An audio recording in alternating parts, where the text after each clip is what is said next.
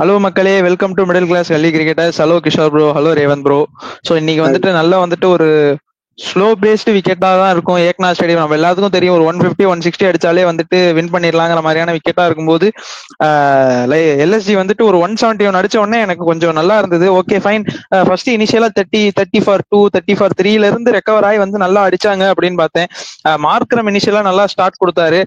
Mitchell மார்ஷா வந்துட்டு 2 match என்னாச்சுன்னு தெரியல, இந்த மேட்ச் திரும்ப பழைய மிச்சல் மார்ஷா வந்துட்டாரு. ஆனா அவருக்கு போட்ட பால் வந்துட்டு ஹர்ஷதீப் சிங் தான் வந்துட்டு ஒரு மாதிரி ஒரு நல்ல பால் போட்டாரு. அது வந்து நானி வந்துட்டு கத்துனாரு கமெண்ட்ரியில. நான் அப்படியே வெளில டக்குன்னு ஓடி போய் பார்த்தேன், நான் சொன்னேன் நடந்துச்சு அப்படின்னு நானி கத்துனாரு. சோ அதே மாதிரி வந்துட்டு ஃபர்ஸ்ட் விக்கெட் வந்துட்டு ஈஸியா எடுத்துட்டாங்க. அண்ட் அதுக்கப்புறம் மார்க்ரம் அண்ட் பூரன் கொஞ்சம் இது பண்ணாங்க. மேக்ஸ்வெல் எல்லா மேட்சும் வந்துட்டு கொஞ்சம் அண்டர் பெர்ஃபார்ம்டா இருப்பாரு. அவர்கிட்ட அவுட் ஆயிட்டு பண்ணிட்டு வெளில போனதுதான் கொஞ்சம் கஷ்டமா இருந்தது. என்னோட ட்ரீம் 11 கேப்டன் வேற அவர் தான் இன்னைக்கு. சரி 2 மேட்சும் அடிக்கல, இன்னைக்கு அடிப்பாரு அப்படின்ட்டு போட்டேன். கடைசியில கொஞ்சம் கஷ்டமா போச்சு. பட் பரவாயில்ல, ஒரு நல்ல டீசென்ட் புல் பேக். அங்கிருந்து வந்துட்டு பாத்தீங்கன்னா ஆயுஷ் படோனியா இருக்கட்டும். ஆயுஷ் படோனியா வந்துட்டு எப்பவுமே கொஞ்சம் கிஷோர் ப்ரோ நீங்க கொஞ்சம் கொஸ்டின் பண்ணிட்டே இருந்தாருன்னு நினைக்கிறேன். ஆயுஷ் படோனி வந்து நல்லா பண்ணல, இன்னைக்கு கிஷோர் ப்ரோக்காகவே வந்துட்டு நல்லா வந்துட்டு கேமை டீப்பா எடுத்துட்டு போய் இது பண்ணிட்டாரு. மேபி மில்லர் கொஞ்சம் நின்று இருந்தாருன்னா நல்லா இருந்திருக்கும். மில்லர் வந்துட்டு கொஞ்சம் ஒரு என்ன சொல்றது, ஒரு 40 50 அடிச்சிருந்தாருன்னா இன்னும் கொஞ்சம் ரன்னா போயிருந்திருக்கும். 18 பால்ஸ் ஆடி 19 ரன்ஸ் தான் அடிச்சாரு. அண்ட் ஹர்ஷதீப்போட பவுலிங் நல்லா இருந்துச்சு. ஸோ இனிஷியல் தாட்ஸ் என்ன பொறுத்த வரைக்கும் எல்எஸ்ஜி வந்துட்டு ஒரு 20 30 ரன்ஸ் அடிச்சிருந்தாலும் ஜெயிச்சிருக்க முடியாது, பவுலிங் பெட்டரா போட்டுருக்கலாம் அப்படின்னு தான் நான் நினைக்கிறேன். ரேவந்த் நீங்க சொல்லுங்க, உங்களுக்கு என்ன தோணுது இந்த மேட்ச்? உங்க இனிஷியல் தாட்ஸ் என்ன இந்த மேட்ச் அண்ட் எல்எஸ்ஜியோட? இல்ல, இனிஷியல் தாட்ஸ் வந்து பண்ட் வந்து கொஞ்சம் ரொம்ப ஒரு ரெஸ்பான்ஸே இல்லாம ரொம்ப சில்லி ஷாட் அடிச்சு பவர் பிளேல அவுட் ஆயிட்டு போயிட்டாரு. மேக்ஸ்வெல்ல கரெக்டா 50 ஓவர் கொண்டு வராரு. எல்லா மேட்சுமே கன்சிஸ்டன்டா வந்து ஸ்ரேயஸ் வந்து மேக்ஸ்வெல்ல கரெக்டா கொண்டு வராரு. கரெக்டா அதே மாதிரி விக்கெட் எடுக்கிறாரு. ரெண்டாவது பண்ட் வெர்சஸ் மேக்ஸ்வெல்லே வந்து பாத்தீங்கன்னா 2 தடவை எடுத்திருக்காரு ஐபிஎல்ல. ஸோ ஸ்ட்ரைக் ரேட்டும் பெருசா எதுவுமே இல்ல. ஸோ அந்த ஒரு ஸ்டார்ட் வச்சுதான் கொண்டு வந்தாரு. அந்த மூக்காரு ரொம்ப ரொம்ப பவர் பிளேல பின்னாடி இங்க இருக்காருன்னு தெரியும், கைக்கு கொடுத்துட்டு போறாரு. ஆல்ரெடி மார்ஷ் வந்து ஒரு பயங்கரமான ஒரு பாலுக்கு அவுட் ஆயிட்டாரு. மார்க்கரம் வந்து நல்லா பட்டுட்டு இருந்துச்சு. அந்த லாக்கி பர்கிசன் ஓவர்ல வந்து ஒரு 4 ஒரு 6 பயங்கரமா அடிச்சாரு. ரொம்ப நாள் ஆச்சு இந்த மாதிரி மார்க்கரம் பார்த்துன்னு சொல்லி பாய் மூடுறதுக்குள்ள ஒரு அது ஒரு ஃப்ளோல போயிட்டு இருக்கும்போது திடீர்னு ஒரு பெரிய ஷாட் போவாங்க, அப்படியே ஒரு இன்சைட் எக்ஸாய் போல்ட் ஆயிடுவாங்க தெரியுமா, அந்த மாதிரி ஒரு பேட் வரும். நல்ல ஃப்ளோல இருக்குன்னு பேட்டை நீட்டாரு, இன்சைட் எக்ஸாய் போல்ட் ஆயிட்டாரு. ஸோ அதுக்கப்புறமாவே வந்து அந்த 3 விக்கெட் போனதுக்கு அப்புறமாவே இல்ல, அந்த ரிஷப் பந்த் அவுட் ஆனதுக்கு அப்புறமாவே வந்து பாத்தீங்கன்னா நிக்கலஸ் பூரன் வந்து அவர் நேச்சுரல் கேம்ல இருந்து கண்ட்ரோல் பண்ணிட்டாரு. 2 பால் தான் விளையாண்டாரு. அதுக்கப்புறம் அதை விட 2 பால் வந்து இவரு ஆயுஷ் பதோனியும் பாத்தீங்கன்னா ரொம்ப 2 பால் தான் விளையாண்டாரு. பவர் பிளேக்கு அப்புறமே வந்து கொஞ்சம் அப்படி இப்படி தட்டி தட்டி தான் விளையாண்டாங்க. அதுக்கப்புறம் தான் கொஞ்சம் அந்த யுஸ்வேந்திர சஹல் ஓவரை கொஞ்சம் டேக் ஆன் பண்ணாரு நிக்கலஸ் பூரன். அதே மாதிரி கரெக்டா வெளியே தூக்கி அவரே கரெக்டா வெளியே தூக்கி போட்டாரு. அதே மாதிரி கேட்ச் கொடுத்துட்டு போயிட்டாரு. I think another one's well captain by Shreyas Iyer. நீங்க என்ன நினைக்கிறீங்க? இப்பயாவது அக்செப்ட் பண்ணிக்கிறீங்களா ஸ்ரேயஸ் ஐயர் வந்துட்டு ஒரு கேப்டனா நல்லா இருக்காரு அப்படின்னு? இல்ல பேட்டிங்கும் வந்துட்டு இப்ப கொஞ்சம் இல்ல, பேட்டிங்கும் இப்ப கொஞ்சம் நல்லா ஆடுறாருல இந்த மேட்சும். இல்ல பேட்டிங் சூப்பரா விளையாடுறாரு. நான் ஏன் அப்படி சொன்னேன்னா, இந்த நம்ம இந்த ஆக்ஷன் போடும்போது ஏன் வந்து போனான்னு சொன்னா, பேட்டிங்ல அந்த அளவுக்கு இதுக்கு முன்னாடி அவர் ஒரு கன்சிஸ்டன்டான ஒரு சீசன் இல்லது இல்ல அவருக்கு. இல்ல அதனாலதான் இப்ப கேக்குறேன். பேட்டிங் ஓகேல, கேப்டன்சி வந்து செம்ம கேப்டன்சி. ஏன்னா பவுலர்ஸ் கரெக்டான டைட்ல ரொட்டேட் பண்றதுன்றது பயங்கரமான ஒரு கேப்டன்சி ஸ்கில். சோ அது வந்து கரெக்டா எனக்கு எக்ஸிக்யூட் பண்ணாரு. இன்னைக்கு மேட்ச் சூப்பரா கொண்டு போனாரு. இதான் initial thought. Okay Kishore bro, நீங்க சொல்லுங்க. பஞ்சாப் வந்துட்டு எங்க பினிஷ் பண்ணுவாங்கன்ட்டு நீங்க சொல்லவே இல்லை. ஏன்னா பஞ்சாபோட டீம் ரிவ்யூல வரல. பட் எங்களுக்கு எல்லாம் தெரியும் நீங்க வந்துட்டு எங்க பினிஷ் பண்ணுவாங்க அப்படின்னு நீங்க சொன்னீங்கன்ட்டு. அதை கொஞ்சம் சொன்னீங்கன்னா வியூவர்ஸும் கேட்டுப்பாங்க அண்ட் கொஞ்சம் நல்லாவும் இருக்கும். கொஞ்சம் சொல்லுங்க உங்க இனிஷியல் தாட்ஸ் என்ன இந்த மேட்ச் பத்தி. இல்ல, ஃபர்ஸ்ட் ஆஃப் ஆல் அவங்க 2014 அப்புறம் பர்ஃபார்மே பண்ண 2014 எனக்கு ரொம்ப பிடிச்ச இயர்னு சொல்லலாம். அந்த மாதிரி ஒரு கேம், அந்த என்னோட பகையெல்லாம் தீட்டு பாடுறா அப்படின்ற மாதிரி ஒரு குவாலிஃபயர் ஆடுவாரு சேவாக்கு. சோ அது மறக்க முடியாத இயர் எனக்கு. அதுக்கப்புறம் அவங்க ஃபுல்லாவே பண்ணல. என்ன பகைன்னு சொல்லிட்டீங்கன்னா இன்னும் கொஞ்சம் பெட்டரா இருக்கும். பகனா என்ன வந்து அன்ஃபிட்டு, எனக்கு கண்ணு தெரியல, நான் ஒரு ஃபார்ம்ல இருக்கப்போ ஒரு இன்ஜுரியில போனதுன்னு என்ன அப்படியே வெளியே அமைச்சிட்டீங்கன்ற கோவத்தை மேனேஜ்மெண்ட் மேல, அப்புறம் ஓப்பனா சொல்லலாம் கேப்டன், அப்ப இருந்த கேப்டன் மேல அந்த கோவத்தை எல்லாத்தையும் அந்த மேட்ச்ல காமிச்சாரு. அப்புறம் சரி, அதுக்கப்புறம் அவங்க ஃபுல்லாவே பண்ணல. பிராங்கா சொல்லணும்னா நான் எழுதின 10 டீம்ஸ்ல வந்து சம்பாட் இந்த டீமை வந்து அனலைஸ் பண்ணல, ஒழுங்கா பார்க்கலன்னு நினைக்கிறேன். அதுல எனக்கு எப்போ அந்த 26.5ன்னு கோப்ரா சொன்னா ஸ்ரேயஸ் ஐயர் போனாரோ அப்பயே எனக்கு என்னடா ஒரு டீம் வின் பண்ணி ஒத்துக்கிறேன். காசுக்காக தான், காசு என்னதான் கிரிக்கெட்டாலும் லாஸ்ட் நம்மளுக்கு மணி தான் வேணும், அதுக்காக தான் ஆச்சுன்னு. பட் அங்க கொஞ்சம் எனக்கு ஹிட் ஆகுனால நான் அந்த டீமை கன்சிடரே பண்ணாம போயிட்டேன். ஆனா இன்னைக்கு அந்த பிளேயிங் லெவல்ஸ் ஆடியோ பார்த்துதான் ஐயோ ஐயோ ஐயோ இப்படிப்பட்ட டீம் இருக்கே, இதை வேற நம்மளோட நம்பர் 9 வேற கொடுத்துருக்கோமே அப்படின்னு தூக்கி போட்டுருச்சு. மேபி இதே ஃபார்ம்ல போனாங்கன்னா கன்ஃபார்ம் அவங்க பிளே ஆஃப்க்கும் குவாலிஃபை, ஃபைனல்ஸ்க்கும் போவாங்க. பேட் வீக் வாங்கி நம்ம ஏதாச்சும் வந்துருன்னா நான் வச்சிருக்க 4 டீம் உள்ள போயிட்டுவாங்க, இல்ல வாய்ப்பு ரொம்ப கம்மி. இதுதான் நானுமே ஆக்சுவலா அதான் என்னோட இனிஷியல் தாட் வந்துட்டு கொஞ்சம் நானுமே வந்துட்டு குறைச்சி இட போட்டேன். என்ன சொல்றது, 4 பேருக்கு வந்துட்டு கிட்டத்தட்ட ஆஃப் த பர்ஸ் வந்துட்டு செலவு பட்டாங்க பிபிகேஸ் அப்படிலாம் சொல்லும் போது கொஞ்சம் நல்லா இருந்தது. பட் இப்போ அவங்க வந்துட்டு நாங்க சொன்னது ராங் அப்படின்னு ப்ரூவ் பண்ணாங்க. இட் ஹேப்பன்ஸ், எல்லாமே வந்துட்டு 100% எதுவுமே பெர்ஃபெக்ட் கிடையாது. டெட்டாலே 99.9% தான். ஸோ அப்படி இருக்கும்போது நம்மளோட ப்ரெடிக்ஷன்லயும் 1-2 தான் சரியா இருக்கும், மீதி எல்லாம் தப்பா இருக்கும். அதனால வந்துட்டு வியூவர்ஸ் எதுவும் தப்பா நினைச்சுக்காதீங்க. கண்டிப்பா பிபிகேஸ் நல்லா பண்ணாங்கன்னா இதுக்கு போவாங்க. அண்ட் இந்த மேட்ச்ல வந்துட்டு ரொம்ப பேசுறதுக்கு ஒன்றும் இல்லை. பிபிகேஸ் அவங்க பேட்டிங்குமே வந்துட்டு பாத்தீங்கன்னா ஈஸியா வந்துட்டு இது பண்ணிட்டாங்கறதுனால லக்னோ வந்துட்டு என்ன மாத்தணும் அப்படிங்கறத பேசிட்டு ஃபைனல் தாட்ஸ் மட்டும் பேசிட்டு நம்ம நாளைக்கு நடக்க போற வந்துட்டு ஒரு எக்ஸைட்டிங் மேட்ச் இருக்கு, அதுக்கு இது பண்ணலாம். கிஷோர் ப்ரோட்ட இருந்தே வரேன், லக்னோ என்ன மாத்தணும், உங்க ஃபைனல் தாட்ஸ் அதை அப்படியே சொல்லிட்டீங்கன்னா முடிச்சுக்கலாம்.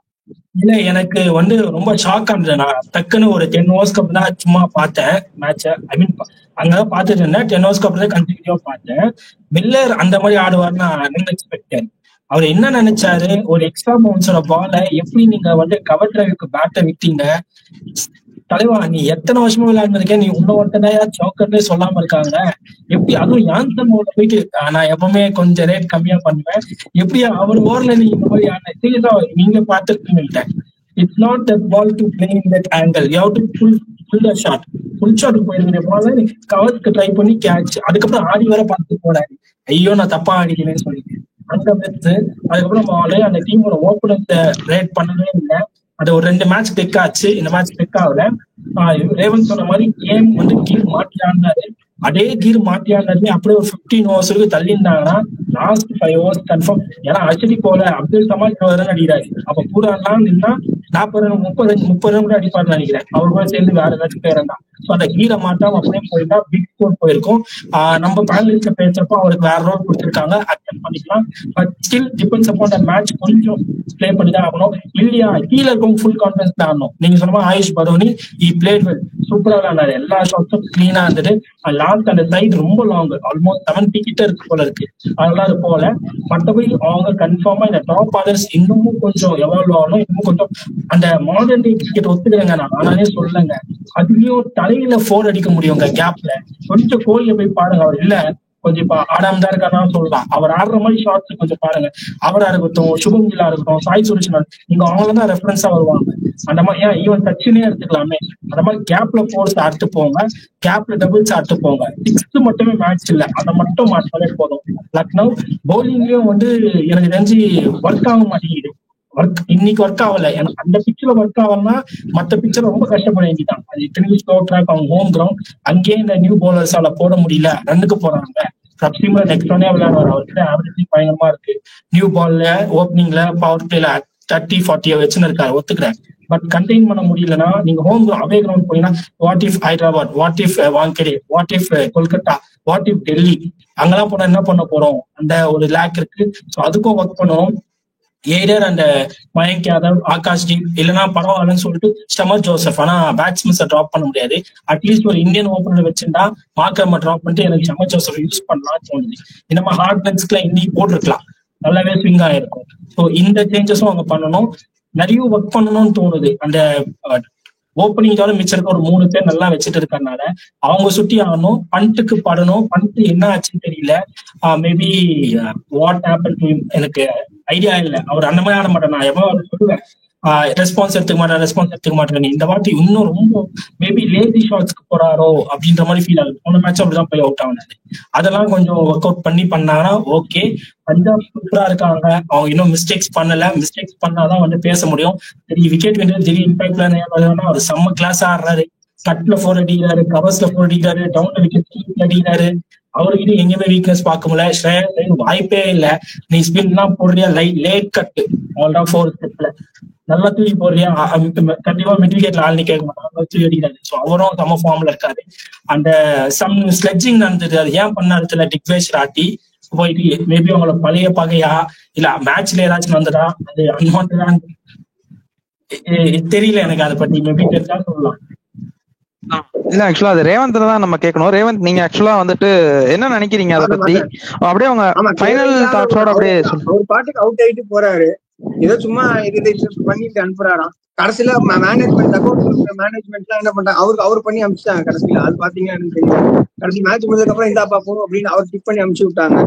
ஸோ லைக் அதான் ப்ரோ, அது தேவையில்லாத ஒண்ணு. லைக் இந்த மாதிரி தான் வில்லியம்ஸ் வந்து விராட் கோலி பண்ணி கடைசியில விராட் கோலி அதுக்கு அடுத்த மேட்ச் வந்து 3 பால் 3 6 அடிச்சுட்டு பண்ணி காமிச்சாரு, லைவ்லயே பண்ணி காமிச்சாரு.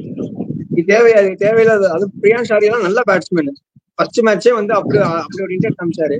ஆனா இவரும் நல்லா சூப்பரா போடுறாரு. பவர் பிளேலயே நல்லா நிறுத்தினாரு அவரு. விக்கெட் எடுத்தாரு, இல்லன்னு சொல்லல. வளர்ந்து வரும்போது இதெல்லாம் தவிர்த்துக்கா நல்லா இருக்குமோ எனக்கு மாதிரி தோணுது. ஸோ அவ்வளவுதான். லைக் கிஷோர் ப்ரோ, உங்களுக்கு வேற ஏதாவது பாயிண்ட்ஸ் இருக்கா? அதோட வர அவங்க கிட்ட பவுலிங் ரொட்டேஷன் ரொம்ப சூப்பரா இருக்குங்க. சீரியஸாவே அன்எக்ஸ்பெக்டா இருந்தது. அப்படி போட்டு மேன் ஆஃப் த மேட்ச் வாங்கினா பையனை சேர்க்கல. பார்த்தா அவருக்கு மேல ஆள் இருக்காங்க. ஏய், எவ்வளவு பேர் தானே பவுலிங் வச்சுன்னு இருக்கீங்க நீங்க? டீம் ஸ்டாங்கிஸ் உள்ள போடுறாங்க, ஓவர் கொடுக்குறாங்க, மேக்ஸ்வெலுக்கு ஓவர் கொடுக்குறாங்க. அவங்களுக்கு ஒரு ஃபுல் டைம் பின்னரே இல்லைன்னா கூட பரவாயில்லன்ற மாதிரி இருக்கு. சப்போஸ் சார்ல் திடீர்னு இன்ஜுரி ஆனாலும் மேட்ச் வச்சே தள்ளுவாங்க போல இருக்கவங்க.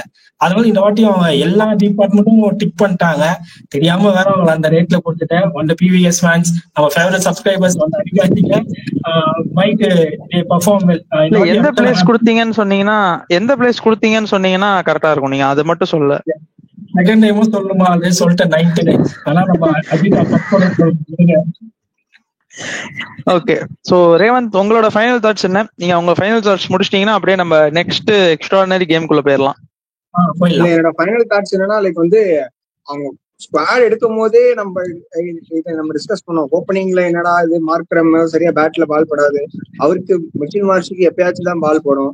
லைக் அப்படி இருக்கும் போது ஓப்பனிங்கே உங்களுக்கு ஒரு மாதிரி இருக்கும்போது மிடில் ஆர்டரும் ஓப்பனிங் சத்தியமா எனக்கு சரியில்லை. மிடில் ஆர்டரும் எனக்கு தெரிஞ்சு ஆயுஷ் போதன் வந்து ஒரு ஓகே பேட்ஸ்மேன் தான். எனக்கு தெரிஞ்சு அன்கேப்டு பிளேயர்ல அவரை இது பண்ணிட்டாங்க, ரீச் வேற பண்ணிட்டாங்க. ஒரு ஓகே பேட்ஸ்மேன் தான். சோ எனக்கு தெரிஞ்சு நீங்க மிடில் ஆர்டர்ல வந்து நீங்க பட்டோனி வந்துட்டு நிறைய மேட்ச் பினிஷ் பண்ணி கொடுத்திருக்காரு. நம்ம வந்துட்டு ரொம்ப கிரிட்டிக்கா ஹார்ஷா இருக்கும்னு நினைக்கிறேன். பட்டோனி வந்து நிறைய மேட்ச் வந்துட்டு பினிஷ் பண்ணி கொடுத்திருக்காரு, நிறைய மேட்ச் வந்துட்டு சேவ் பண்ணி கொடுத்திருக்காரு. ஹியூமிலியேஷன்ல இருந்து 50 for 5 இருக்கும். திடீர்னு இவரை இம்பாக்ட் சப்பாலாம் இறக்கி விட்டு ஒரு 60 ரன்ஸ் 70 ரன்ஸ் எல்லாம் அடிச்சு ஒரு 140 150 எல்லாம் கொண்டு வந்து அந்த மேட்ச் எல்லாம் ஆக்சுவலா ஈவன் ஜெயிச்சிருக்காங்கன்னு கூட நினைக்கிறேன். சோ அதனால இது ரொம்ப ஹார்ஷா இருக்கு. இல்ல சீகா சார் என்ன சொல்லுவாருன்னா, ஒரு ஷாட் இப்படி வச்சுட்டு சீகா சார் வந்துட்டு எல்லாத்தையும் தான் சொல்லுவாரு. கேஎல் ராகுல் 5 மேட்ச் டக் அடிச்சாலும் கேஎல் ரோல்ஸ் ராய்ஸ் ராகுல் மாதிரி அஸ்ரங்காவோட 4 அடி அடிப்பாரு, 4 விக்கெட் எடுத்தான். அவர் சொல்றது விடுங்க, அது வந்துட்டு அவரோட இது. உங்களோட தாட் சொல்லுங்க. சீகா வந்துட்டு அவருக்கு பிடிச்ச பிளேயர் இல்ல. எனக்குமே அது வந்து நிறைய மேட்சஸ் வந்து அவர் சொல்லி இருக்காரு. இன்னைக்கு வந்து பாத்தீங்கன்னா ரொம்ப ஸ்லோ இன்னிங்ஸ் தான் விளையாண்டாரு அவரு. இன்னைக்கு வந்து கொஞ்சம் இல்ல. நான் என்ன கேக்குறேன், இன்னைக்கு வந்துட்டு 39 for 3 இறங்குறீங்க, நீங்க என்ன பண்ணணும்னு நினைப்பீங்க? அதுவும் நம்ம இப்ப பேசுறதே வந்துட்டு ஏக்னா ஸ்டேடியம்ல 171 வந்துட்டு ஈஸியா டிஃபெண்ட் பண்ண முடியும் தான் நம்ம பேசுறோமே. அந்த ஒரு விக்கெட்ல நீங்க என்ன நினைக்கிறீங்க? என்ன பண்ணலாம்னு நினைக்கிறீங்க? 30 பால் 100 அடிக்கணும் அஃப்ரிடின்னு நினைக்கிறீங்களா அவரை? நான் என்ன நினைக்கிறேன்னா, அந்த டவுன்ல அவர் இறக்கி கூடாதுன்னு நினைக்கிறேன். அது போல நீங்க மில்லரை ப்ரமோட் பண்ணிருக்கீங்க. நீங்க திரும்ப பாருங்க, மில்லர் மாதிரி ஒரு ஹிட்டரை வந்துட்டு நீங்க 5வது ஓவர் 6வது ஓவர் பவர் பிளே முடிஞ்ச உடனே இறக்கி விடுறேங்கிறீங்க. அப்ப ஆயுஷ் படோனி எப்ப இறங்கினாரு? கிட்டத்தட்ட ஒரு 10 ஓவர்ல இறங்கிட்டாருன்னு நினைக்கிறேன் நான் இன்னைக்கு. பண்ட் விக்கெட்டுக்கு அடுத்து பண்ட் வந்துட்டு 35 for 3 இருக்கும்போதே கிட்டத்தட்ட அவர் வந்துட்டு பவர் பிளேலயே இறங்கிட்டாருன்னு நினைக்கிறேன் ஆயுஷ் படோனி. அப்படி இருக்கும்போது மில்லர் ரொம்ப ஸ்லோ இன்னிங்ஸா விளையாண்டாருன்னு நான் நினைக்கிறேன். இல்ல நான் என்ன கேக்குறேன்னா, அந்த இடத்துல இறங்கும் போது என்ன பண்ண முடியும்னு கேக்குறேன். ஸ்லோவா தான் விளையாண்டாகணும் யாரா இருந்தாலும். 29 for 3 இருந்தப்ப சாம் கரன் வந்துட்டு என்ன பண்ணாரு? 4 6 அடிச்சாரு. சரி, ஓகே. லைக் என்னோட ஒபினியன்ல வந்து ஓகே பிளேயர் தான் நான் சொல்லுவேன். So I think maybe like அந்த மிடில் ஆர்டர்ல அப்படியே கொஞ்சம் கொலாப்ஸ் ஆயிடுச்சு. ஸோ ரெண்டாவது பவுலிங் வந்து அவங்க இதுல சுத்தமா சரியே இல்லை. லைக் வந்து ஒண்ணு மைண்ட் கேதவை கொண்டு வரணும். மைண்ட் கேதவ் ஃபிட்டா இருக்காரா, இல்ல இன்ஜுரி மறுபடியும் விளையாட வச்சு அவர் மறுபடியும் இன்ஜுரி ஆயிடுவாரான்னு எனக்கு தெரியல. அதனால எடுத்து வராங்களா எடுக்காம இருக்காங்களா எனக்கு தெரியல. ரெண்டாவது ஆவேஷ் கான் எனக்கு தெரிஞ்சு வந்து பயங்கரமா அடி வாங்கியிருக்காரு.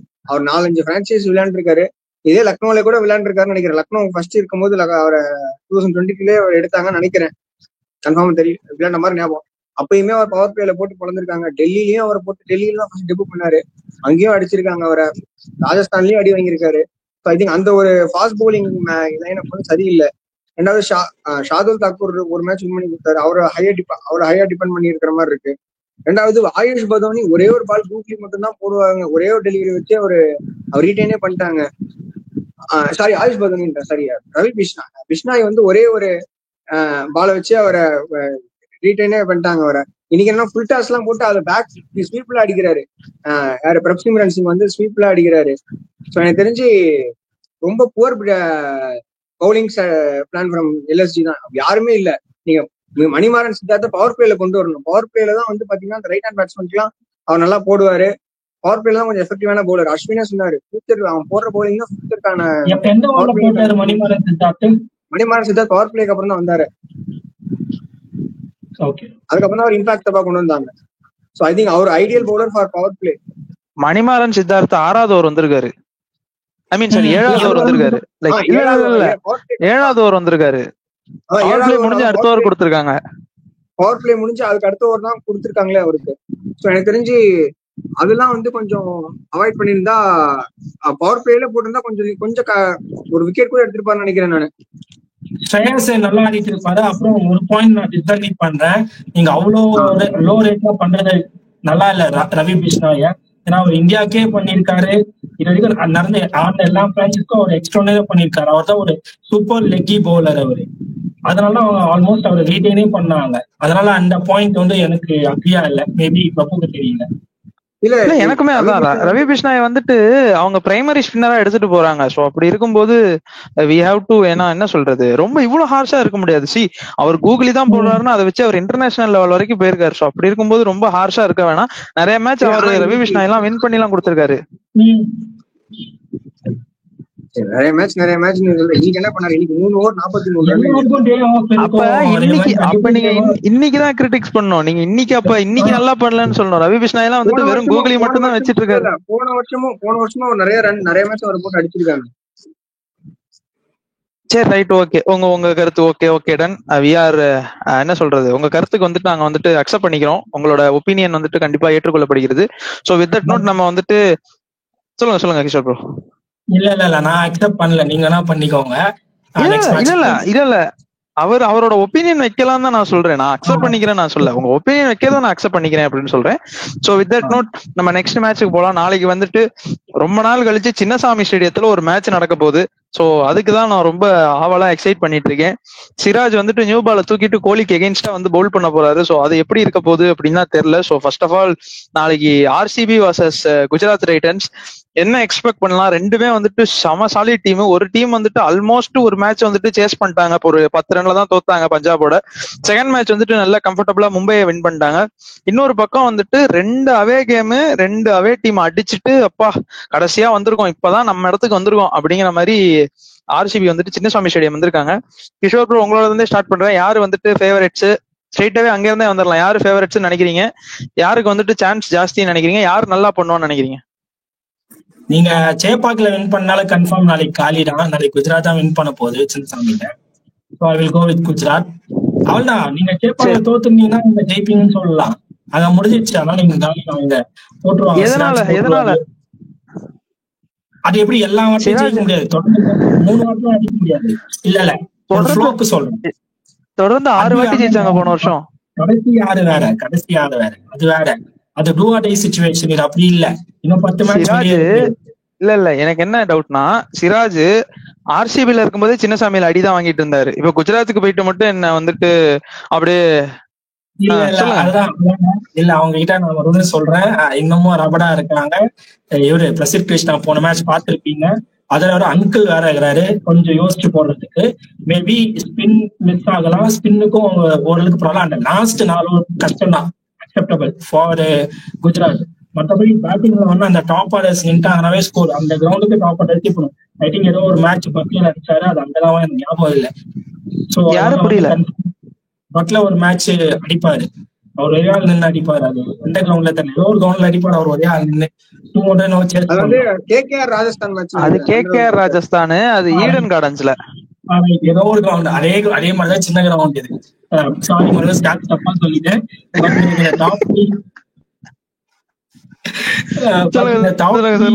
சொல்லுங்க. டாப் 3 ஆடுவாங்கன்னு தோணுது. தயவு செய்து இந்த ரூத்தர் ஃபோர்லாம் ட்ரை பண்றலாம் விருப்பத்தாதீங்க.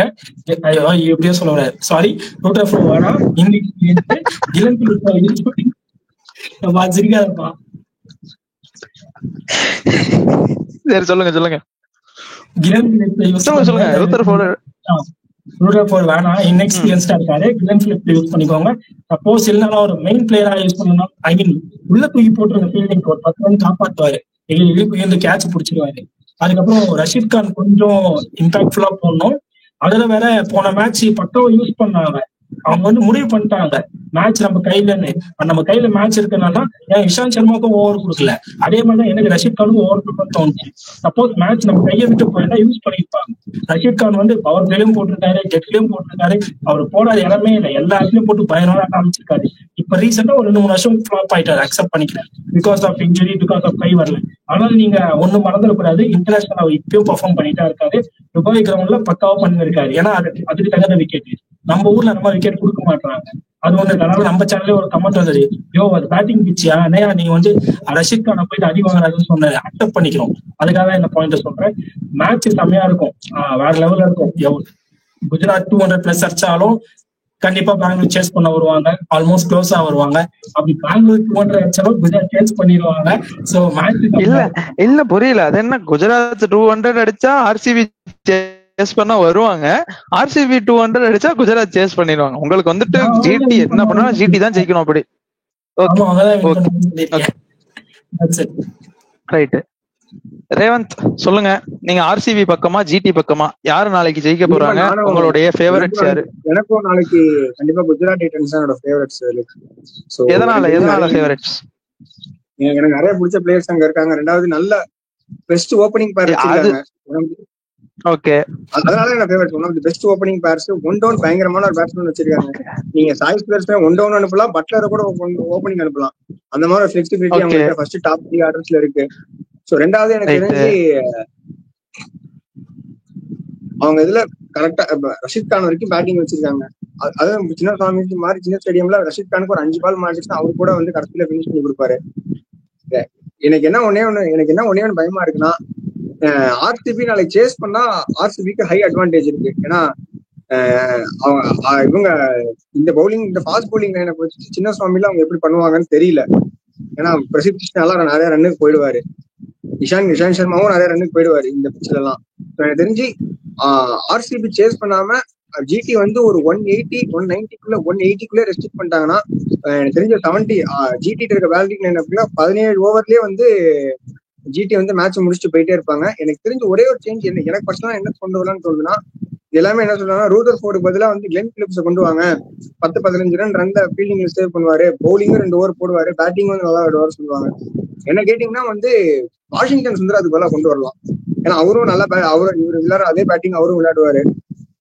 யாரு வந்துட்டு பினிஷ் பண்ணுவா? ஷாருக் கானோட யார் அடிக்கிறதுக்கு இருக்கா? வாஷிங்டன் சுந்தர் நீங்க அனுப்பலாம். வாஷிங்டன் சுந்தர் ஓப்பனிங்கே பண்ணிருக்காரு. பினிஷ் யாரு பண்ணுவாங்கறதா கொஸ்டின். வாஷிங்டன் சுந்தர் வந்துட்டு ஓப்பனிங்கும் பண்ணுவாரு, சன்ரைசர்ஸ் ஹைதராபாத்துக்கு நம்பர் 5 இறங்கியிருக்காரு. ஷெர்ஃபேன் ரூதர்ஃபோர்டு, கிளென் பிலிப்ஸ் ஒரு டைப் ஆஃப் பிளேயர்ஸ். அவங்க வந்துட்டு நினைச்சா ஒரு ஓவர்ல 2 6 அடிப்பாங்க. அந்த மாதிரி வாஷிங்டன்னால அடிக்க முடியுமா? அந்த மாதிரி பவர் ஹீட்டர் கிடையாது அவரு. நான் என்ன சொல்றேன்னா, அந்த ரோலே அவங்க இம்பாக்ட் சப் அங்க வச்சிருக்கிறதே பவர் ஹிட்டருக்கு மட்டும்தான். ஏன்னா அவங்க டீம்ல இருக்க ஆக்சுவல் பவர் ஹிட்டர்ஸ் ராகுல் திவாட்டியாவும் ஷாருக் கானும் தான்.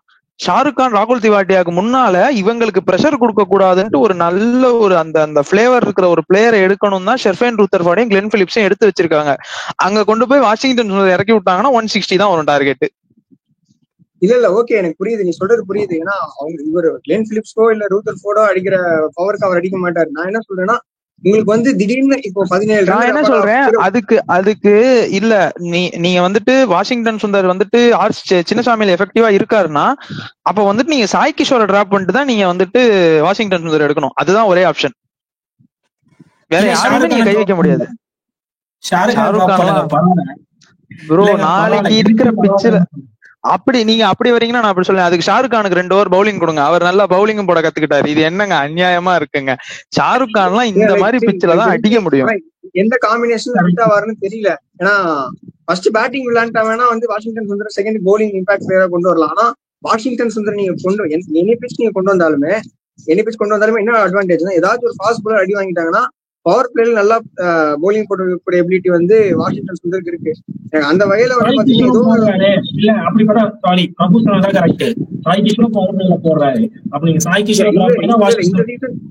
இந்த சீசன் வந்து ஒரு பவர் பிளேல அவர் யூஸ் பண்ணல, அவர் மிடில் ஓவர்ஸ் தான் யூஸ் பண்ணிருக்காங்க. நான் என்ன போட்டாரு ஃபர்ஸ்ட் மேட்ச் போட்டு விக்கெட் எத்தனை பவர்ல தான் போடுறாரு. ஃபர்ஸ்ட் மேட்ச் பஞ்சாபோட பவர் பிளேல தான் விக்கெட் எடுத்தாருன்னு நினைக்கிறேன். இவர பிரப்சிம்ரன் நான் அதான் நினைக்கிறேன். பிரப்சிம்ரன் வந்து சாய் கிஷோர் தான் அவுட் ஆனான்னு நினைக்கிறேன். இருங்க பாக்கலாம், நீங்க பேசிக்கிட்டே இருங்க. ஏதோ ஒரு இதுல இம்பாக்ட் பிளேயராவோ இல்ல 11ஸ்லயோ எப்படியோ வாஷிங்டன் சுந்தர் பிட்டின் ஆனாருன்னா எனக்கு தெரிஞ்சு ஒரு வேல்யூ அட்வான்டேஜ் கண்டிப்பா ஜிடிக்கு இருக்குன்னு எனக்கு தோணுது.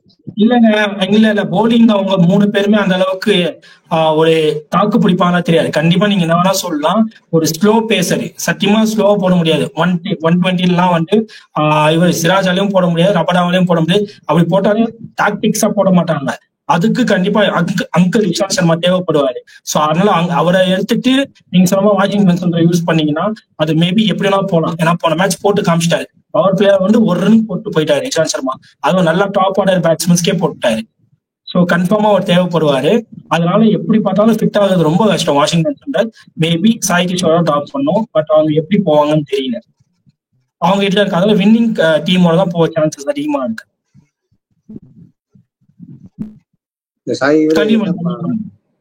பிரபுராம் எனக்கு தெரிஞ்சு இல்ல சாய் கிஷோர் வந்து ஆக்சுவலா பவர் பிளேல போடலன்னு நினைக்கிறேன். சாய் கிஷோர் வந்துட்டு 8th ஓவர் தான் வந்திருக்காரு. பவர் பிளேல போடல. கரெக்ட். எல்லாமே கொஞ்சம் லேட்டா தான் யூஸ் பண்ணாங்க வர. சாய் கிஷோர் மாதிரி பவுலர் எப்ப எஃபெக்டிவா இருப்பாங்கன்னா நல்ல பால் ஒரு பேட்ஸ்மேன் 6 அடிச்சாலும் அதே மாதிரி தூக்கி நல்லா போடுவார். வெளியே தூக்கி கொஞ்சம் இன்னைக்கு எப்படி சஹல் வந்து கொஞ்சம் தூக்கி வெளில போட்டாரோ அதே மாதிரி போட்டு விக்கெட் எடுக்கக்கூடிய பவுலர் எனக்கு தெரிஞ்சு. அதனால மிடில் ஓவர்ஸ்ல பயங்கரமா எஃபெக்டிவா இருப்பாரு. பிட்வீன் 8 to 15 எனக்கு தெரிஞ்சு நீங்க பவர் பிளேல திடீர்னு ஒரு 2 ரபடாவும் பயங்கரமா ரன் கொடுக்குறாரு, சிராஜ் ரன் கொடுக்குறாருன்னா திடீர்னு ஒரு சேஞ்ச் பண்றதுக்கு நீங்க வாஷிங்டன் சுந்தர் ஏதாச்சும் ஒரு இதுல ஃபிட் இன் பண்ணி தான் ஆகணும். So 7:30 match if Bangalore is going to bat first na தரமான ஸ்விங் தான். எப்படி நேற்று அந்த மாதிரியோ போல்ட்டுக்கும் சாருக்கு எப்படி இருந்தாங்களோ அதே மாதிரிதான் நடக்க போகுது. வேற லெவல்ல ஸ்விங் இருக்கும். அந்த ஸ்விங்கை தாக்க பிடிச்சி சால்ட்டும் சரி, ஐயோ கூட யார் ஆடுறாங்க கோலியும் சால்ட்டும் கோலியும் சால்ட்டுக்கெல்லாம் எவ்வளவு நிக்க முடியுமோ கோலி நிப்பானு கூட வச்சுக்கலாம். சால்ட் ஏதாவது கொஞ்சம் பேட் மிஸ் பண்ணிடுறாரு, ஒரு சில மிஸ் ஷாட்ஸ் போகுது. அப்படி விழுந்தா படிக்கலுக்கு ஒரு ரோல மாட்டிட்டாங்க. தள்ளியாடுற ரோல் இல்ல. இப்போ அவர் வந்து எந்த அளவுக்கு எஃபெக்டிவா இருக்கணும்னு ஒரு கேள்வி இருக்கு. அதனால அதே ஒரு 20 பால் மட்டும் சால்ட்டுக்கு மாட்டிடுச்சுன்னா வந்து கண்டிப்பா ஒரு 45 ரன் அடிச்சிருவாரு. ஏன்னா ஈடன் கார்டன்ஸ் சின்னசாமி மாதிரி ஸ்டேடியம்ல பயங்கர எஃபெக்டிவாவும் இருப்பாரு. எனக்கு தெரிஞ்சு நாளைக்கு ஆக்சுவலா என்னதான் இனிஷியல் ஸ்விங் எல்லாம் உங்களுக்கு கிடைச்சாலும் எஜ்ஜு பட்டா கூட தெரிச்சிரும் பால் பவுண்டரிக்கு. ஒண்ணுமே பண்ண முடியாது. சொல்லுங்க அங்க யாரால எவ்வளவு கட்டர்ஸ் போட முடியுமோ, யாரால எவ்வளவு டீசென்டா வைட் ஆர்கஸ் போட முடியுமோ அவங்க சஸ்டெயின் பண்ணுவாங்க.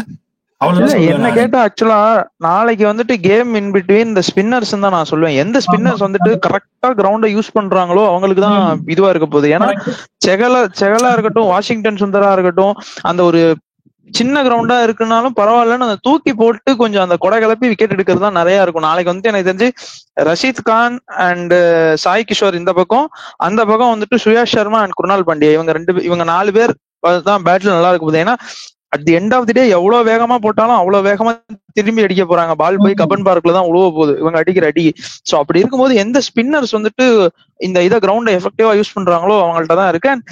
பேட்டிங் டெப்த்துமே வந்துட்டு எந்த டீம் நல்லா இருக்காங்களோ அவங்களுக்கு தான் இருக்கு. பட் பேட்டிங் டெப்த் நான் கன்சிடர் பண்ண மாட்டேன். முதல் 4 விக்கெட் ஃபர்ஸ்ட் 4 டாப் ஆர்டர் 4 பேர் 5 பேர் அவங்க அடிக்கிறது தான் ஸ்கோர். எனக்கு தெரிஞ்சு நாளைக்கு ஹை ஸ்கோரிங்கா தான் இருக்கும்.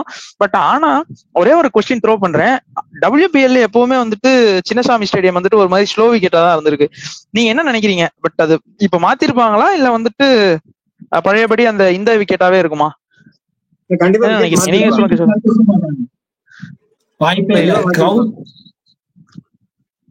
சொல்லுங்க. சொல்லுங்க. கண்டிப்பா IPL கோஸ்டர் கண்டிப்பா மாத்திருப்பாங்க. ஏன்னா உமன் பிரீமியர் லீக் அது அவங்களோட இதுக்கு ஒரு மாதிரி வச்சிருப்பாங்க. எனக்கு தெரிஞ்சு கண்டிப்பா பிச்சு மாறி இருக்கும்னு எனக்கு தோணுச்சு. கண்டிப்பா மாத்திருப்பாங்க. கிஷோர் ப்ரோ நீங்க என்ன நினைக்கிறீங்க? அதேதாங்க, ஹை ஸ்கோரிங் மேட்ச் தானங்க போகணும். அப்பதானங்க இப்போ நான் பெங்களூர்ல இருக்கேன், சின்னசாமில கத்துறது எனக்கு SSR லேஅவுட்ல கேட்க வேணாமா? அதனால கண்டிப்பா high scoring. Right, okay. SSR லேஅவுட்னு சொன்னனால சின்னசாமி ஸ்டேடியத்துல வந்துட்டு ஒரு 2 டிக்கெட் கிடைச்சா நல்லா இருக்கும். பட் ஆனா நான் இங்க இருக்கேன், அதனால வர முடியாதாங்க. அடுத்த மேட்சுக்கு வாங்கி கொடுங்க. நான் ஒரே ஒரு லாஸ்டா ஒரு 2 கொஸ்டின் கேட்கறேன். ஃபர்ஸ்ட் கொஸ்டின், எந்த பேட்டில் நல்லா இருக்க போகுது? சிராஜ் வாசஸ் இது நல்லா இருக்க போதா, இல்ல புவி வாசஸ் சாய் சுதர்ஷன் கில் நல்லா இருக்க போதா? எந்த பேட்டிலுக்கு வந்துட்டு நீங்க ஆவலா வெயிட் பண்றீங்க? இந்த 2 பேட்டில் தான் செம்மையா இருக்க போகுது. ஃபர்ஸ்ட் கிஷோர் ப்ரோ நீங்களே சொல்லுங்க. இந்த 2 battle, this batter and this bowler மாசா இருக்க போகுது. இதுதான்டா சினிமா மொமெண்டா இருக்க போகுது. ஐயோ இல்ல, அந்த மாதிரிலாம் எந்த எக்ஸ்பெக்டேஷனும் எனக்கு இல்ல. யார் நல்லா போடுறாங்களோ அவங்க வின்ஸ்ட கேம் அவர்தான். ஓகே, அவர் வந்துட்டு ஒருத்தர் வந்துட்டு சேஃப் பிளே பண்ணிக்கிறாரு, அதை பார்த்தாலே நல்லா தெரியுது நமக்கு. சோ அதனால அப்ப ஒரு பேர் சொல்லுங்க எனக்கு. இப்ப நான் கேட்டா பிராங்கா சொல்றேன், எனக்கு வந்துட்டு சிராஜ் வர்சஸ் கோலி பாக்கணும். அது எப்படி இருக்க போகுதுன்னு பாக்கணும். அது செம்மையா இருக்க போகுது. உங்களுக்கு அந்த மாதிரி யாராவது ஒருத்தர் சொல்லுங்க. இப்ப ரஷீத் கான் கோலி அந்த மாதிரி ஏதாவது சொல்லுங்க. ஓகே ஓகே, அப்படி பார்த்தா நான் பிராங்கா சொல்லலாம், அந்த கிரவுண்ட்ல தான் வந்து பல அடிங்களை வாங்கி இருக்காரு. அப்புறம் வேற டீம் போய் அவங்களும் சொதப்பி இருக்காரு. திருப்பி அதே டீம் வந்து டிம் டேவிட் அப்படி லாஸ்ட்ல இறங்கினா என்ன பண்ணுவான்றது எனக்கு வெயிட் பண்ணி பார்க்கணும். ஏன்னா அது வந்துட்டு நீங்க வந்துட்டு MVP சொல்றீங்க. MVPக்கு நான் அடுத்து வரேன். இப்ப எந்த இது சொல்லுங்க. வர எனக்கு வந்து புவனேஸ்வர் குமார் வந்து அந்த பக்கத்துல ஈவன் அவங்க வின் பண்ணதான் நினைச்சிருக்கேன். பட் அவங்க அந்த 2 பசங்களே போய் டேக்கிள் பண்றாங்கன்னு தான் எனக்கு ஃபேவரட்டா இருக்கும். இந்த பக்கம் புவனேஸ்வர் குமார அவங்க டேக்கிள் பண்றதா இல்ல அவங்க புவனேஸ்வர் குமார டேக்கிள் பண்றதா? அவங்க எப்படி புவனேஸ்வர் குமார் டேக்கிள் பண்றாங்கன்னா ஆமா, ஏன்னா என்னைக்காவது பிரவீன் குமார் புவனேஸ்வர் குமார் எல்லாம் சேம் பேஜ். இங்க நெட்ஸ்ல ரொம்ப ஆட்டு இருப்பாங்க. சிராஜ் எல்லாம் வந்து சால்ட்ட மட்டும் எடுத்து அமைதியா விட்டுருந்தோம். இவரே இதை பண்றேன்னா அப்புறம் போன மேட்ச் மாதிரிதான். அதனால பார்த்துதான் விளையாடணும் சிராஜ். ஓகே ரேவந்த், உங்களுக்கு இந்த பேட்டில் பார்க்கணும். இந்த பேட்டில் வந்துட்டு செம்மையா இருக்க போகுது. அது எந்த பேட்டில்? எனக்கு தெரிஞ்சு ஏர்லி விக்கெட்ஸ் விழுந்துட்டா, பவர் பிளேக்குள்ளே ஒரு விக்கெட் விழுந்துட்டா, Jos Hazlewood versus Jos Buttler எப்படி இருக்க போகுதுன்னு நான் பார்க்கலாம். கொஞ்சம் ஆர்வமா இருக்கேன். ஏன்னா ஹேசல்வுட் வந்து பயங்கரமா போட்டுட்டு இருக்காரு. சோ இவர் வந்து 7 செஞ்சுரிஸ் வச்சிருக்காரு பட்லர். சோ இந்த ஒரு பேட்டில் பயங்கரமா இருக்குமோ எனக்கு தோணுது. ஏன்னா பழைய ஹேசல்வுட்டா இல்ல, பழைய டெத்ல தான் போட்டா பயங்கரமா அடிச்சிருவாங்கன்னா இப்ப கரெக்டா யூஸ் பண்ணி சூப்பரா போட்டுட்டு இருக்காரு. Josh Hazlewood versus Jos Buttler. அதுக்கப்புறம் இன்னொரு பேட்டில் வந்து விராட் கோலி வெர்சஸ் சாய் கிஷோர் எப்படி இருக்க போகுதுன்னு நான் பார்க்க போறேன். நைஸ். நானுமே விராட் கோலி சாய் கிஷோர் வச்சிருந்தேன். ஏன்னா பவர் பிளேக்கு அப்புறம் வருவாரு நீட்டா. விராட் கோலி 6 ஓவர் வந்துட்டு ஆடிட்டு கரெக்டா சாய் கிஷோர் வரும்போது டேக் ஆன் பண்ண போறாரா இல்ல தட்டி ஆட போறாரான்னு பாக்குறது, அதுவுமே ஒரு நல்ல பேட்டில் தான். இன்னொன்னு அவளுடன் எல்லாரும் எதிர்பார்த்துட்டு இருக்கிறது சிராஜ் போட விராட் கோலி ஆட. இதை பாக்குறதுங்கிறது வந்துட்டு ஒரு அருமையா இருக்கும். நம்ம எல்லாம் பேசணும். தீபக் சகர் இதெல்லாம் வந்து கண்டிப்பா நடந்துரும். சிராஜ் விராட் கோலி வந்து கண்டிப்பா நடந்துரும். ஆனா இது வந்து கொஞ்சம் டிஃப்ரெண்டா இருக்கும். நான் ஹேசல்வுட் ஒரு ஆட கூட ஆடி இருக்கலாம், இல்ல அதுக்குள்ள அதை கூட போட்டுக்கலாம். இது வந்தா ரொம்ப நல்லா இருக்கும். கண்டிப்பா ஹேசல்வுட் பட்லருமே வந்துட்டு நல்ல காம்போ தான். நானுமே வந்துட்டு கண்டிப்பா அதுக்கு நான் வந்துட்டு நல்ல ஒரு குட் செலக்ஷன் உங்களை அப்ரிஷியேட் பண்றேன். இப்ப வந்துட்டு அடுத்து வருவோம். அடுத்த தருணம் தான் வந்துட்டு சூப்பரான தருணம். யாரு வந்துட்டு MVP, யாரு வந்துட்டு நீங்க வந்துட்டு ட்ரீம் 11ல கேப்டனா போடுங்க? இந்த மனுஷன் நாளைக்கு வந்துட்டு அவரோட டேவா இருக்க போகுதுன்னு யாரும் சொல்ல போறீங்க? கிஷோர் ப்ரோ. ரேவந்த் போட்டாங்க. சரி ஓகே ரேவந்த் நீங்க சொல்லுங்க. நாளைக்கு யாரு man of the match performance கொடுக்க போறாங்க? Jos Buttler. அப்ப ஜாஷ் பட்லர் வர்சஸ் ஹேசல்வுட். இதுல வந்துட்டு பட்லர் தான் ஜெயிக்க போறாரு. ஹேசல்வுட் வந்துட்டு அடிச்சு விட போறாரு. ஓகே ரைட், நீங்க சொல்லுங்க கிஷோர் ப்ரோ. சரி ஓகே, நான் RCB சொல்றேன். கோலி. நீங்க என்னங்க ஜிடிக்கு சப்போர்ட் பண்ணிட்டு வராங்க கில்லு தான் அப்ப நாளைக்கு. இல்ல ஆடுவான்னு தோணுது. ஆனா இந்த பக்கம் கோலியும் இருக்காருல்ல, அதனால கோலி சொல்றேன். Right, okay. நானுமே வந்துட்டு கில்லு தான் சொல்லலான்னு இருக்கேன். கோலி சால்ட் எல்லாத்துக்கும் வந்துட்டு லைக் இதுதான். பட் கில் வந்துட்டு இங்க வந்துட்டு ஒரு செஞ்சுரி கூட வச்சிருக்காரு. ஸோ அதனால கில்லு தான் நான் சொல்றேன். நான் வந்துட்டு யார் ஜெயிப்பாங்கன்னு இன்னும் சொல்லவே இல்லை. நாளைக்கு வந்துட்டு ஆர்சிபி தான் ஜெயிக்க போறாங்க. ஆர்சிபிக்கு தான் வந்துட்டு நாளைக்கு வந்துட்டு ஹை சான்சஸ். அது வந்துட்டு சேஸ் பண்ணாலும் சரி, செட் பண்ணாலும் சரி. பவுலர்ஸ் இங்க பக்காவா இருக்காங்க. யஷ் தயால், புவனேஸ்வர் குமார், சுயேஷ் சர்மா, இன்னொருத்தர் யாரு, குருணால் பாண்டியா, ஹேசல்வுட். சோ இத மாதிரி ஒரு டெட்லி காம்போ வச்சுக்கிட்டு லிவிங்ஸ்டன், உங்களுக்கு ஆஃப் ஸ்பின் வேணுமா ஆஃப் ஸ்பின் இருக்கு, லெக் ஸ்பின் வேணுமா லெக் ஸ்பின் இருக்கு, இதெல்லாம் வச்சுக்கிட்டு நீங்க வந்துட்டு ஜிடி டீமோட, ஜிடி வந்துட்டு நாங்க வந்துட்டு நல்ல டீம் தான் சொல்லியிருக்கோம். பட் இந்த பேட்டில் பார்க்கும்போது ஏதோ ஜிடி தான் வந்துட்டு கொஞ்சம் டவுன்ல இருக்குன்னு தோணுது. ஸோ நாளைக்கு ஆர்சிபி தான் ஜெயிக்க போகுது. ஸோ எல்லாம் வந்துட்டு நல்ல ஒரு என்ன சொல்றது, ஜாலியா என்ஜாய் பண்ண போறாங்க ஆர்சிபியன்ஸ் தான். ஸோ ஹோப்ஃபுல்லி இந்த ப்ரிவியூ உங்களுக்கு பிடிச்சிருக்கும்னு நினைக்கிறேன். முதல்ல சொல்ல வேண்டியதை கடைசியில சொல்றேன். கடைசி வரைக்கும் பாத்தீங்கன்னா வந்துட்டு அந்த எம்சிஜிசி பிலீவர் பேக்கை மட்டும் வாங்கிக்கிட்டு எங்க கூட வந்தீங்கன்னா, இப்ப நாளைக்கு வந்துட்டு ரிவ்யூக்கு வந்துட்டு ஒரு எம்சிஜிசி பிலீவரை நாங்க வந்து கூட்டு வர போறோம். ஸோ அந்த மாதிரி நீங்க வந்துட்டு ஒரு இது பண்ணீங்கன்னா ஒரு வீக்லி ஒரு 2-3 வீடியோஸ் நீங்க உங்க ஃபேவரட் டீமோட வந்துட்டு ஃபேவரட் டீமோட ரிவ்யூல வந்துட்டு எங்க கூட ஷேர் பண்ணா, நாளைக்கு வந்துட்டு நான் வரமாட்டேன், மேபி கிஷோர் ப்ரோவும் நீங்களும் இன்னொருத்தரும் பண்ணலாம், ரேவந்த் ப்ரோவும் பண்ணலாம். ஸோ அதுக்கு மாறி மாறி நாங்க வந்துட்டு எங்களோட ஸ்லாட்ஸை வந்துட்டு உங்களுக்கு தரோம். ஸோ மறக்காம வந்துட்டு அதை சப்ஸ்கிரைப் பண்ணிக்கோங்க. அது ஒரே ஒரு பேக்கேஜ் தான், எம்சிஜிசி பிலீவர்ஸ். அதை வாங்கிட்டீங்கன்னா கண்டிப்பா நீங்க பண்ணலாம். ஸோ ஹோப்ஃபுல்லி நாளைக்கு மேட்ச் வந்துட்டு ரொம்ப இன்ட்ரெஸ்டிங்கா இருக்கும். நாளைக்கு வந்துட்டு ஆர்சிபி வந்துட்டு ஈஸியா ஜெயிக்க போறாங்க. ஸோ என்னால வர முடியுமான்னு தெரியல. நான் வரலன்னா அப்படி அந்த எம்சிஜிசி பிலீவர் வந்துட்டு ஆர்சிபிக்கு சப்போர்ட் பண்ணி பேசி ரொம்ப வந்துட்டு இதுவா பண்ணிடுவாருன்னு நான் நம்புறேன். என்னோட இடத்த அவர் டேக் கேர் பண்ணிப்பாரு நம்புறேன். That note me, Prabhu, Kishore bro and Revan signing off. Have a good day guys. Enjoy RCB winning tomorrow.